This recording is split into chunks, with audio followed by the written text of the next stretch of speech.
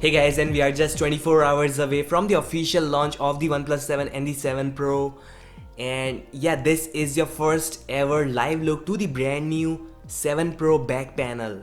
You can see there's 3 cameras, there's OnePlus branding, and this guy is actually using a transparent case, so the camera cutout for the selfie shooter is clearly visible.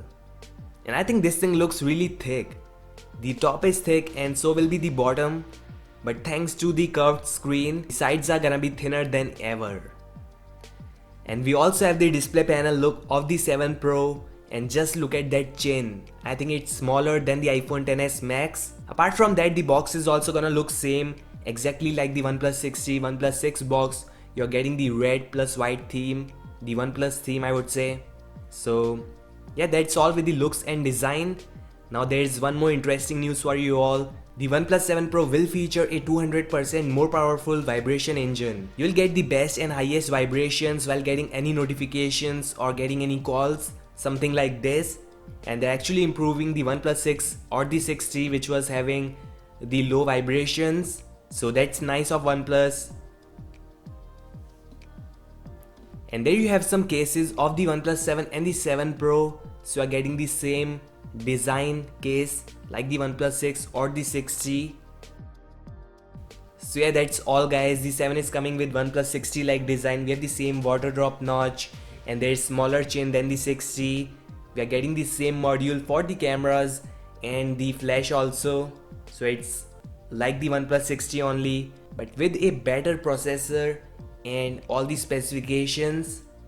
On the other hand, the 7 Pro is coming with a better design than the 7 and the 6T.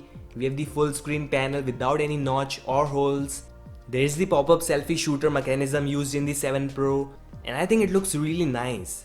The display is also gorgeous. You are getting the fluid Super AMOLED panel with 90Hz refresh rate. You are getting 3 cameras on the back panel.